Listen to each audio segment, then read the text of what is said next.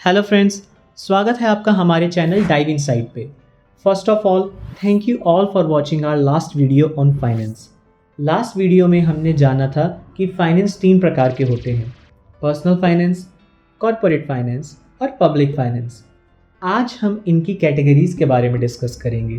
So let's start with personal finance. Basically personal finance की चार category होती है। First, banking and finance. Second, investment. Third, insurance. And last one is planning and management.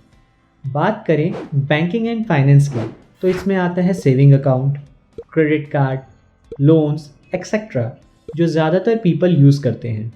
Second है investment, जिसमें आता है share, bond, mutual fund, जिनमें invest करके इंडिविजुअल पर्सन को हायर रेट्स ऑफ रिटर्न मिलते हैं। थर्ड एंड मोस्ट इम्पॉर्टेंट है इंश्योरेंस, जो कि कई प्रकार के होते हैं, but mainly our life insurance, health insurance, auto insurance and disability insurance. Fourth आता है planning and management, planning retirement की और मैनेजमेंट इनकम टैक्स का, और ये दोनों ही एक सैलरीड पर्सन के लिए बहुत इंपॉर्टेंट होते हैं।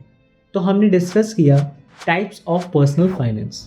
अब बात करते हैं कॉर्पोरेट फाइनेंस की, जिसमें मैनेजमेंट, इन्वेस्टमेंट, ग्रोथ, ये सब कंपनी से रिलेटेड होती है, और इसके भी 4 टाइप्स हैं। First, planning the finance.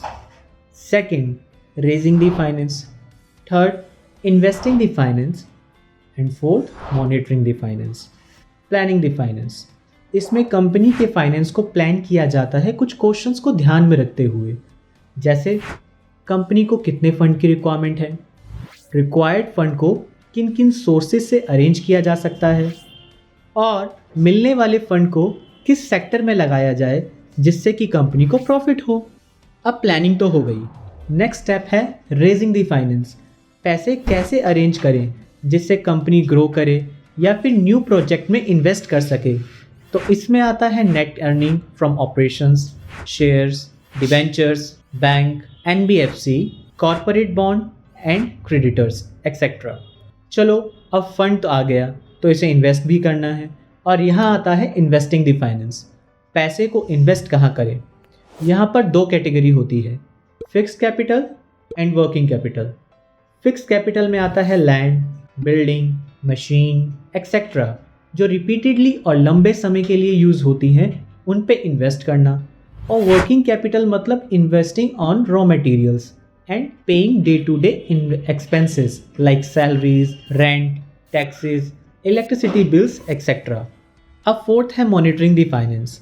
इसके मेन फंक्शन है कंपनी की फिजूल खर्ची बचाना, इन्वेस्टमेंट के रिस्क को कम करना और ज़्यादा से ज़्यादा प्रॉफिट जनरेट करना।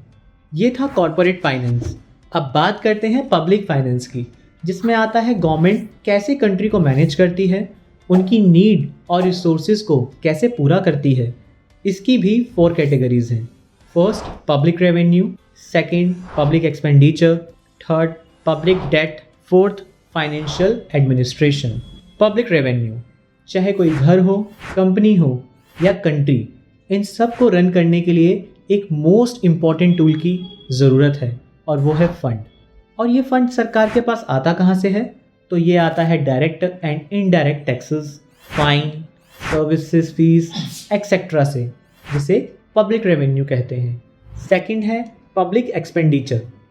पैसे आने के बाद उसे जनता के लिए लगाना भी है और देश की ग्रोथ भी करनी है, जिसके लिए गवर्नमेंट ये फंड यानी कि पब्लिक रेवेन्यू को infrastructure facilities, basic to top class health facilities, education facilities पर लगाती है, और इसी को पब्लिक एक्सपेंडिचर कहते हैं।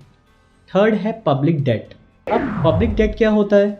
जब सरकार के पास देश की इकोनॉमी को चलाने के लिए या देश की ज़रूरतों को पूरा करने के लिए रिक्वायर्ड फंड नहीं होता है, तब वो उधार लेती है, जैसे कोई कंपनी या पर्सन लेता है।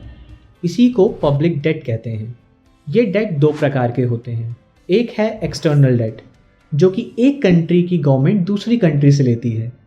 सेकंड है इंटरनल डेट, जिसमें सरकार अपने ही देश में कर्ज लेती है किसी बैंक से, कंपनी से या फिर इंडिविजुअल पर्सन से बॉन्ड के थ्रू। फोर्थ है फाइनेंशियल एडमिनिस्ट्रेशन। जैसे कि नाम से ही पता चल रहा है कि पब्लिक फाइनेंस का ये सेक्टर सभी पब्लिक फाइनेंस के एडमिनिस्ट्रेशन के बारे में है, मतलब पब्लिक रेवेन्यू, पब्लिक एक्सपेंडिचर और पब्लिक डेट के एडमिनिस्ट्रेशन या प्रबंध व्यवस्था।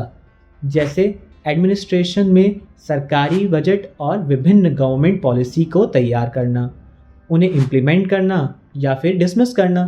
तो ये था हमारा आज का वीडियो, जिसमें हमने फाइनेंस के कैटेगरीज़ को और अच्छे से समझा। आशा करते हैं आपको ये वीडियो पसंद आया होगा। अगर आपकी कोई क्वेरी है या किसी और टॉपिक पे वीडियो चाहते हैं तो आप कमेंट बॉक्स में कमेंट कर सकते हैं। Thank you all. Please like and share this video and also not forget to subscribe our channel Dive insight.